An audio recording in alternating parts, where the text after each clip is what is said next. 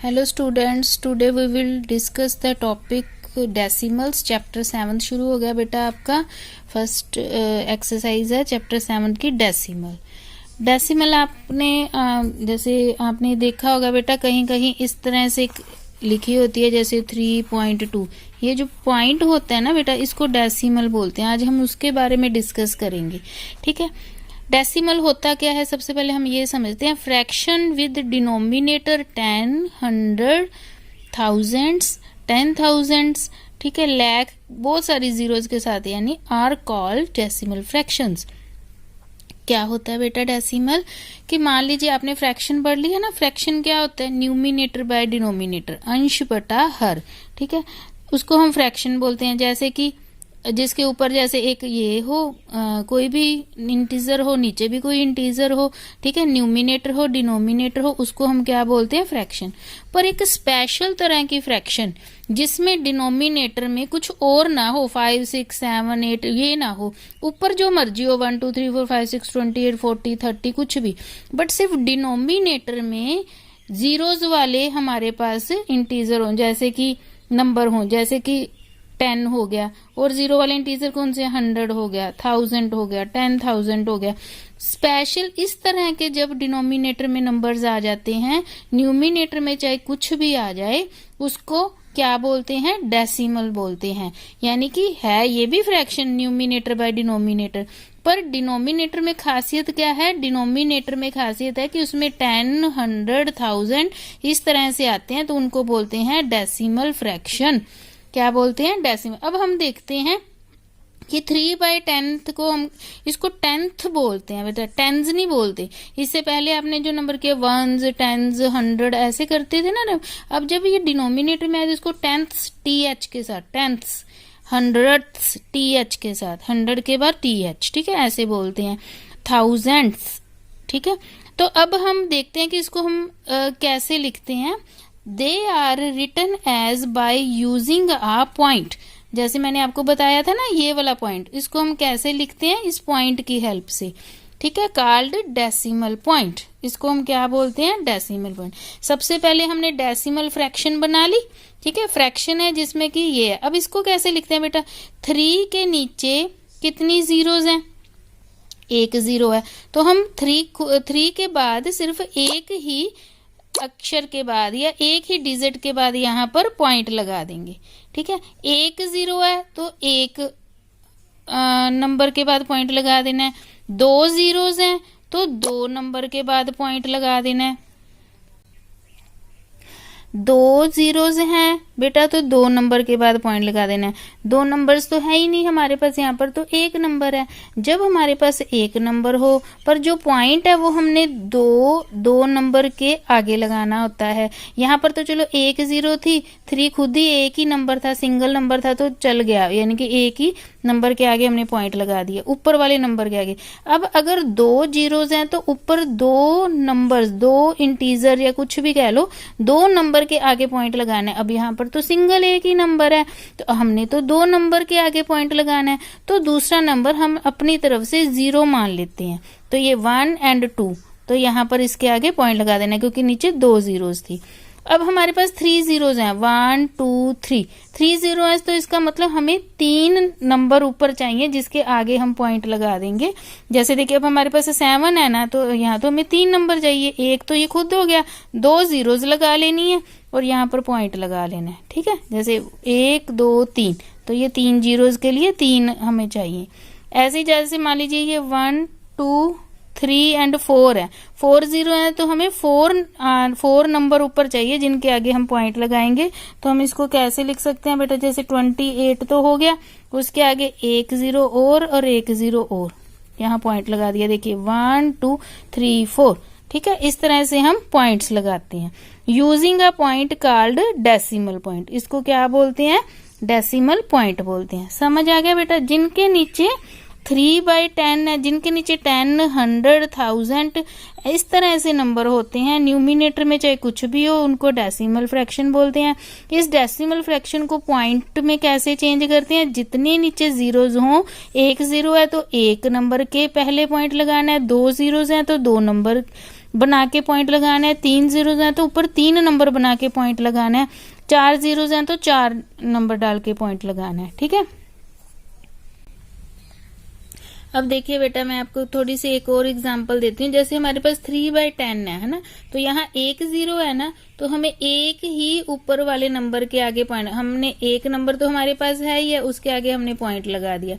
ठीक है, ये जो जीरो होती है ना, ये जस्ट हम वैसे ही लगा देते हैं, इसकी कोई वैल्यू नहीं होती, जस्ट उससे ये देखने में ठीक लगता है, जैसे आगे कुछ नहीं है तो जीरो लगा दिया। ठीक है, ताकि सिंपल पॉइंट ना लगो, इसके आगे हमने एक जीरो, इस जीरो का कोई मतलब नहीं है। ठीक है, ये हमने अपनी तरफ से वैसे ही लगानी होती है। अब जैसे 28/100 है, हमारे पास नीचे कितनी जीरोज हैं, 2 जीरोज हैं, तो इसका मतलब हमें 2 डिजिट ही ऊपर चाहिए पॉइंट लगाने के लिए। तो हमारे पास यहाँ तो 2 डिजिट हैं, एक ये है 1 और 2, तो हम यहाँ पॉइंट लगा देंगे। तो इसके लिए हमें कोई भी और अपनी तरफ से जीरो बनाने की जरूरत नहीं है। ठीक है, ये जीरो जो पॉइंट के आगे वाले जीरो, ये वैसे ही लगाते हैं। अब आगे देखिए, अब हमारे पास क्या है, 1 2 3, 3 है ना, तो हमें ऊपर 3 डिजिट चाहिए ताकि हम पॉइंट लगा सके। तो हमने देखा 1 2 3, हमारे पास तो यहाँ 3 डिजिट है, तो हमने क्या किया, यहाँ पे पॉइंट लगा दिया। 1 2 3, 3 डिजिट थे, 3 जीरोस थी, पॉइंट लगा दिया। और ये जीरो हम वैसे ही लगा देते हैं। 1 2 3 4, यानी हमें 4 डिजिट चाहिए अगर पॉइंट लगाना है। तो 1 2 3 4, तो हमारे पास तो 4 डिजिट हैं, तो हमने इनको ऐसे बना लिया और ये जीरो वैसे ही लगाया। ये वो सम है जिसमें हमें इनके आगे जो हमें, अगर 2 जीरोज हैं तो 2 ही ऊपर डिजिट पर हैं, 3 है तो 3 डिजिट पर हैं, 4 है तो 4 डिजिट पर। बट यहाँ पर ऐसे सम भी आ सकते हैं जिसमें जितनी नीचे जीरोज हैं ऊपर उतने डिजिट ना पड़े हों। जैसे यहाँ पर तो 1 जीरो है, तो हमारे पास 1 डिजिट है, तो हमने पॉइंट लगा दिया यहाँ पे।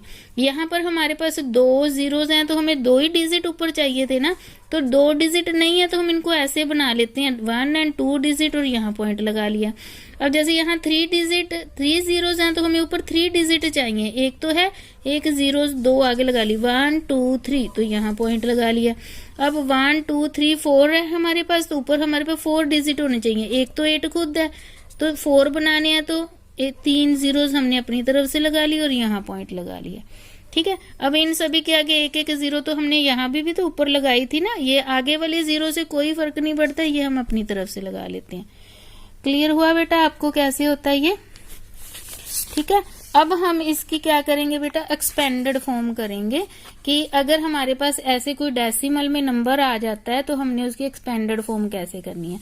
ये तो बेटा 2 3 6 है, वो आगे वाला नंबर है, इसको होल नंबर बोलते हैं, और ये वाला पीछे वाला फ्रैक्शनल डेसिमल नंबर है, ये पॉइंट है ना, इसको पॉइंट के बाद वाली की एक्सपेंडेड फॉर्म अलग तरीके से होगी, पॉइंट से पहले वाले नंबरों की एक्सपेंडेड फॉर्म अलग तरीके से होगी। ध्यान से देखिएगा, जैसे एक्सपेंडेड फॉर्म करने का मतलब है इसको एक्सपैंड करना, एक्सपैंड का मतलब इसको खोल के लिखो, फैलाना। एक तो एक छोटा सा है ना, तो इसको हमने फैला दिया, जैसे बड़ा करके लिख दिया, एक्सपैंड कर दिया, तो इसको एक्सपेंडेड फॉर्म बोलते हैं।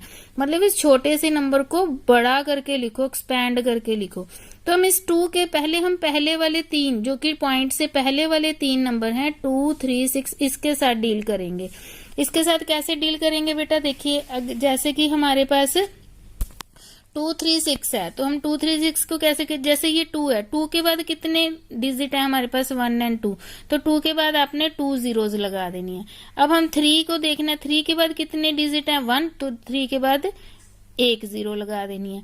अब ये 6 है, वो इसके बाद तो कोई डिजिट नहीं है, तो ये एज इट इज पड़ा रहेगा। देखिए आप इनको ऐड करके देखिए, 236 ही बन रहा है। ठीक है, यानी कि एक्सपैंड करने का मतलब ये नहीं होता कि अगर अपनी मर्जी से कर दो, उसको एक्सपैंड करने के बाद अगर हम उसको ऐड करें तो हमारे पास वही नंबर बनना चाहिए।